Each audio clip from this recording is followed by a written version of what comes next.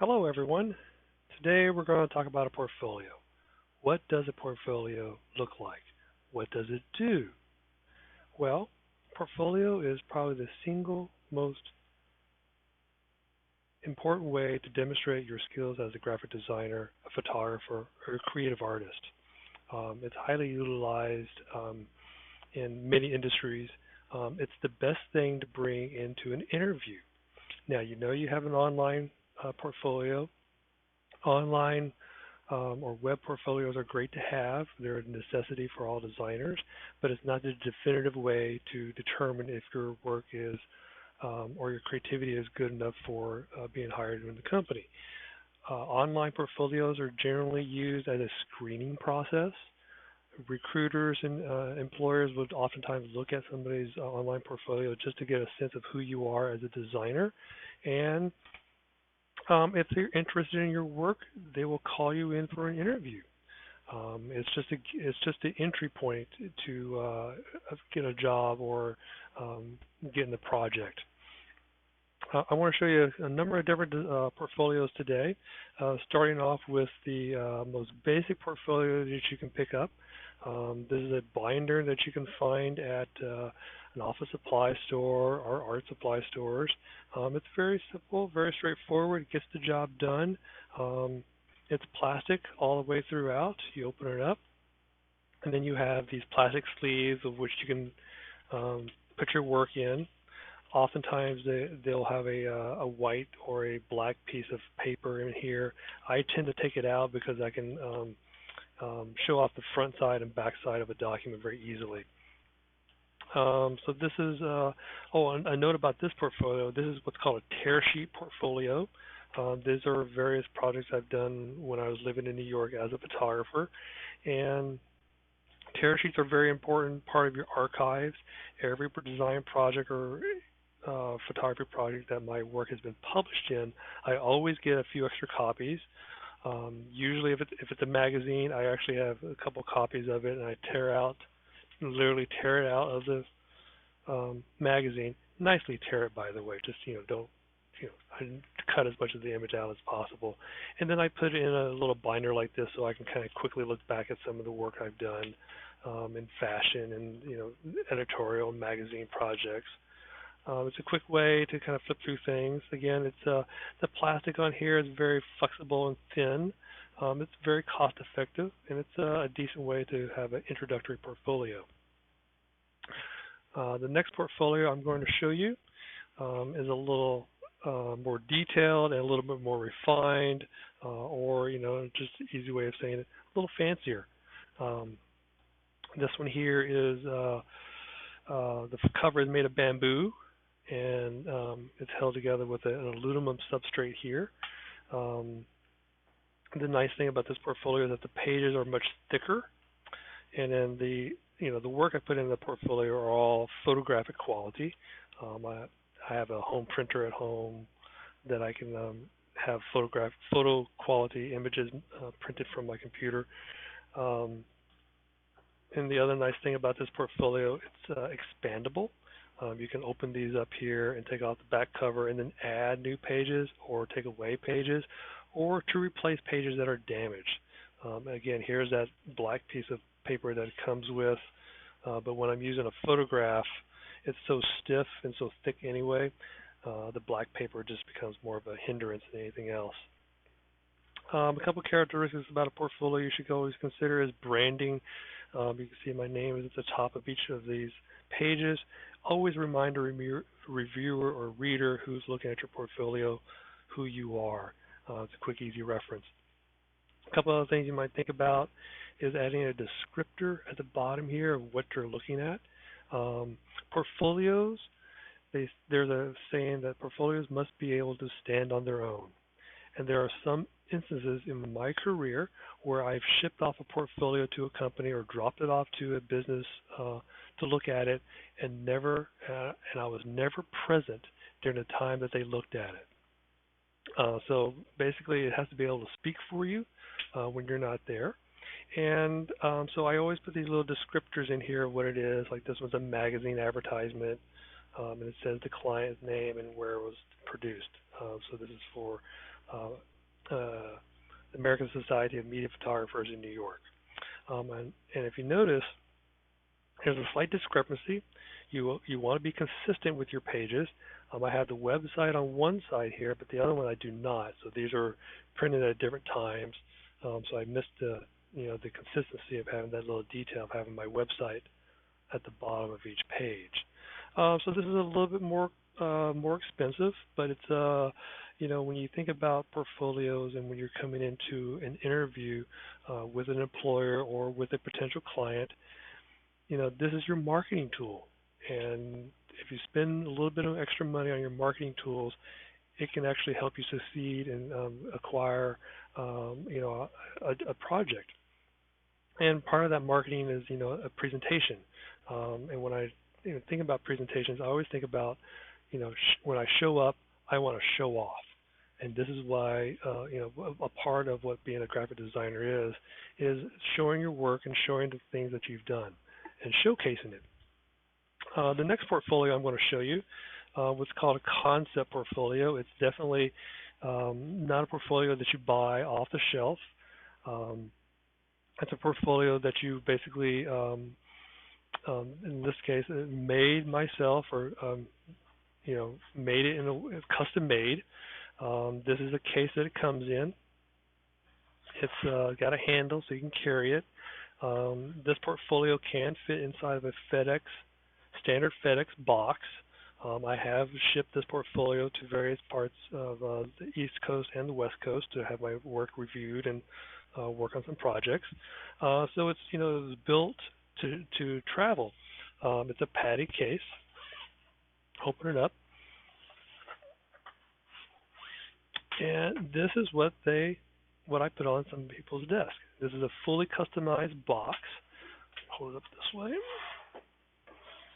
So there's 3 boxes in this series I made.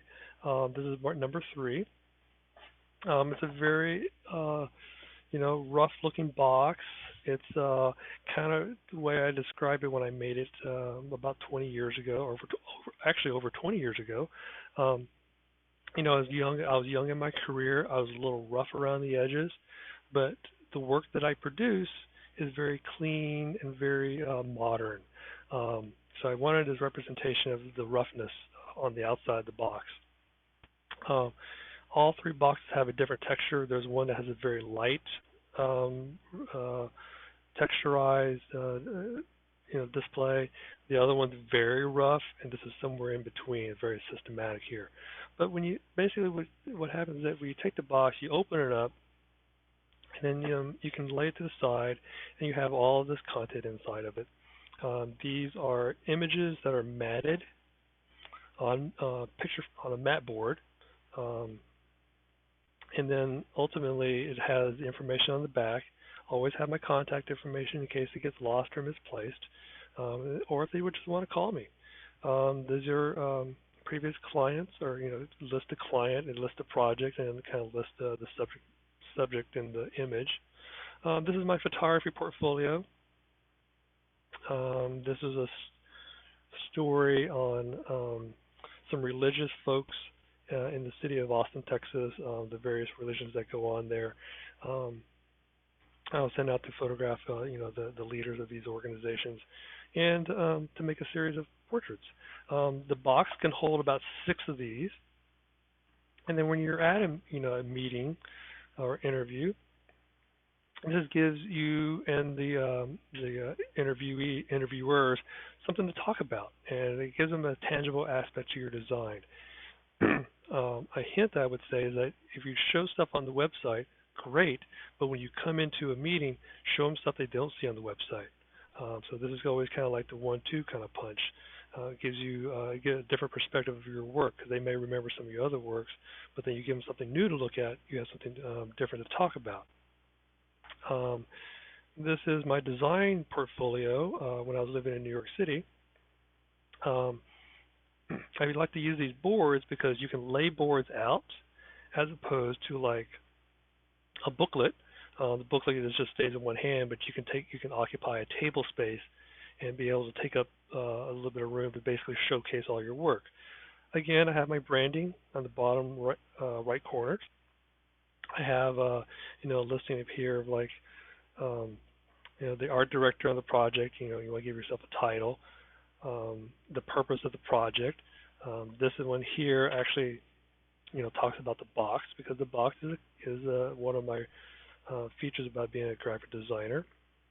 Actually, here are the three different textures of the box. So there's the one that you're looking at now, and then the one that's lightly textured, and the one that's very roughly textured. Photoshop work. If you're a photo imager, you want to show the before and after of the Photoshop work. So you can see like these are two images by Annie Leibovitz, and then the intention was actually to put them together to make it look like it's one complete image. So this is kind of the secret behind some of the best images you see in the world. They're all photoshopped. And this here project is a wedding invitation. The wedding invitation is a 4-panel folded invitation. It folds up into a nice 4x6 size, so it fits in a nice little envelope. And then when you unfold it, one side represents the image, has this image where the couple got married next to this tree in between two bridges in New York City. And then the other side of the invitation shows the dates and details and all the information about attending the wedding. Photographing three-dimensional objects or products is very useful to giving a sense of scale or context of what the design looks like. Again, a couple of magazine ads, or no, poster ads, I'm sorry, that I did for a dance company. This is actually not a real project. It's a project I made up in my head. As a young designer, one thing you might think about is called spec work. It's SPEC. It's short for speculative. It's basically projects that are not real, but you make it look like it's real, so it looks like something that it could be a real advertisement. When I was starting off as a designer, I took a bunch of my photography work that I did for various clients. So the client's actually real. There's Aerial Dance Theater. It's a dance company I used to work with. And I took the photographs that I did with it, and then I just basically put some typography and some images and put some dates on there and made it look like a real poster. This helps a lot of designers propel themselves into the design world. You can't wait for a job to make a job in order to put in your portfolio. You have to kind of make up some stuff and put in your portfolio to say like, hey, I can actually do some design work and have some creativity. This is what we call spec work, SPEC. It's very common in the industry to put spec work in there. The only thing you want to do is that in the purpose of this is say it's like it's spec work, or it's you can literally just say it's spec work, but you can literally say it's just like an exercise project. Again, some other Photoshop work. The before and after. You can see on the two sides here. Here's the before and here's the after. This is for Martha Stewart Living. This is one of my very regular clients that doing Photoshop work. But it was a fun way to kind of, again, you want to showcase what you can do in your creativity. And then a poster or a magazine ad, actually. And again, I show off the clients, the purpose of it. And also want to give out, I was the art director on the project, but I also worked with a couple of writers who actually wrote all the text for it. And so you want to give shout outs to people you work with on various projects. And then with this portfolio, there's a secret compartment at the bottom. This is where I always kind of like to show off something a little unique and a little different than what you see in the commercial stuff. This one here is actually a collection of Polaroids. And they're various Polaroids they're images from various projects. This is all on film. So before we actually shoot on real film, we actually would take Polaroid photographs of various stages of the project, just to kind of get an idea of the lighting, the situation, the setup, and then we can actually shoot it on real film after this. And these are not your typical Polaroids. The technology is the same, but it's not your typical Polaroids that you see nowadays. This is actually for a Hasselblad camera, so it's a little bit more high-end professional um, Polaroid, but it comes from a really nice camera. Gives you, your measurements and such. And I always like to put this in here as like a little surprise. It kind of gives you a little diversity in your portfolio. It's not just about the things that you want to do or the things that you have done, but also kind of gives a little talking points to make it a little bit more interactive.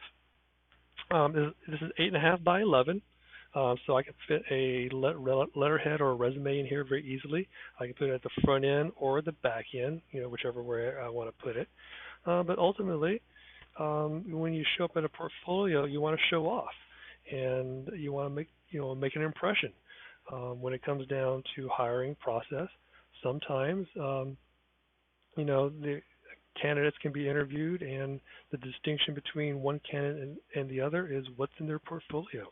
What do they have to offer for the employer or the client that the other person doesn't?